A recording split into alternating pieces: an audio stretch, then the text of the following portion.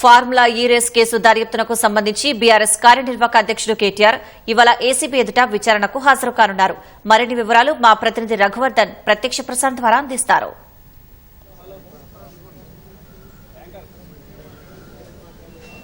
Formula ఈ car రేసుకు సంబంధించిన వ్యవహారంలో ఏసీబీ జారీ చేసిన నోటీసులపై కేటీఆర్ కాసేపట్లో ఏసీబీ కార్యాలయానికి వెళ్లున్నారు. నిన్న హైకోర్టుకు వెళ్లి న్యాయవాదిని కూడా అనుమతి తెచ్చుకున్నారు. ఆ న్యాయవాది పక్కన కనిపించేలా ఉండాలి తప్ప కేటీఆర్ పక్కన కూర్చోరాదని హైకోర్టు షరతు పెట్టింది.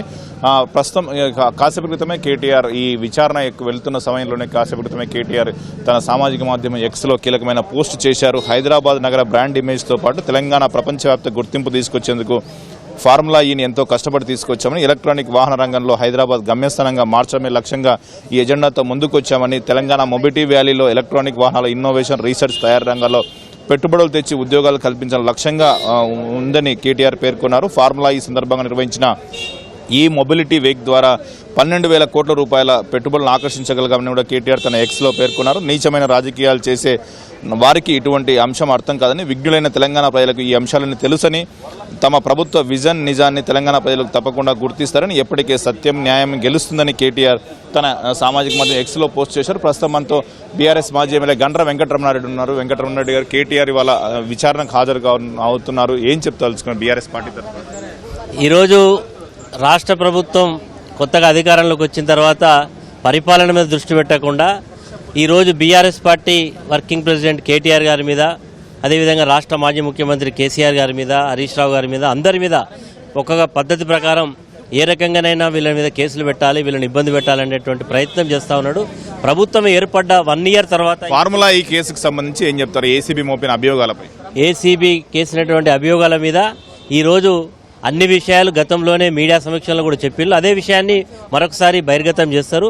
ఈరోజు కేటీఆర్ గారు ఏది చేసినా హైదరాబాద్ ఇమేజ్ను పెంచడానికి, తెలంగాణ రాష్ట్రం యొక్క ఇమేజ్ను అంతర్జాతీయ స్థాయిలో తీసుకెళ్లడానికే ప్రయత్నం చేసింది. ఈరోజు హైదరాబాద్లో ఎంత డెవలప్మెంట్ జరిగింది, ఏ రకంగా ప్రజల యొక్క జీవన ప్రమాణాలు పెరిగినాయి, ఎంత ఆనందంగా ఉన్నారు ప్రజలు, ఈరోజు ఒక పబ్లిక్ ఒపీనియన్ తీసుకుంటే తెలుస్తుంది. ఆ రకంగానే జరిగింది కాబట్టి ఇలాంటి కుట్రలను తప్పకుండా ఛేదిస్తాడు.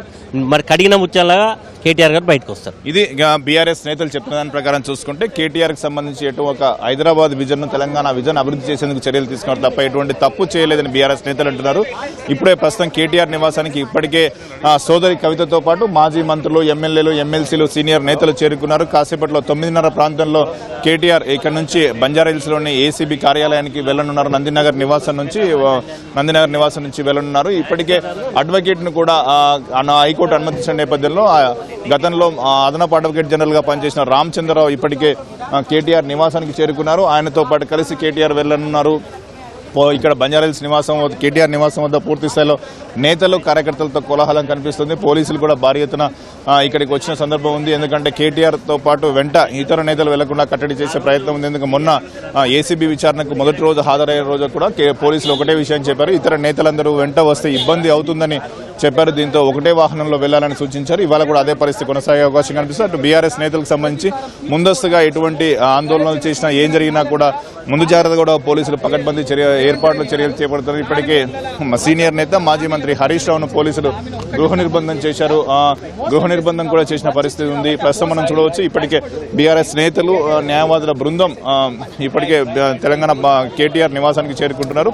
ప్రత్యేకించి ఫార్ములా ఈ కేసుకు సంబంధించి కేటీఆర్ ఏవైతే మొదటి నుంచి చెప్తున్నారో, తాను హైదరాబాద్ నగర ప్రతిష్ట పెంచేందుకు ఒక నిర్ణయం తీసుకున్నాను, నా డబ్బులను హెచ్ఎండిఏ వైస్ చైర్మన్ హోదాలో తానే ఆదేశాలు జారీ చేశాను అధికారులకు, అందుకు అనుగుణంగా 55 కోట్లు చెల్లింపులు చేశారని కేటీఆర్ మొదటి నుంచి చెప్తున్నారు. అదే వాదన మరి ఇవాళ మరోమారు ఏసీబీ ముందు కూడా వినిపించే అవకాశం ఉంది. ఏసీబీ లేవనైతే అన్ని ప్రశ్నలకు తాను సమాధానాలు చెప్తారని, ఎటువంటి విచారణకైనా సిద్ధమని కేటీఆర్ మొదటి నుంచి చెప్తున్నారు. అదే మా విషయాన్ని ఇవాళ విచారణలో కూడా వెల్లడించారు. ఉదయం 9:30 గంటల ప్రాంతంలో కేటీఆర్ ఇక్కడ నుంచి బయలుదేరి వెళ్లి బంజారాహిల్స్లోని ఏసీబీ కార్యాలయానికి వెళ్లనున్నారు. Over to studio.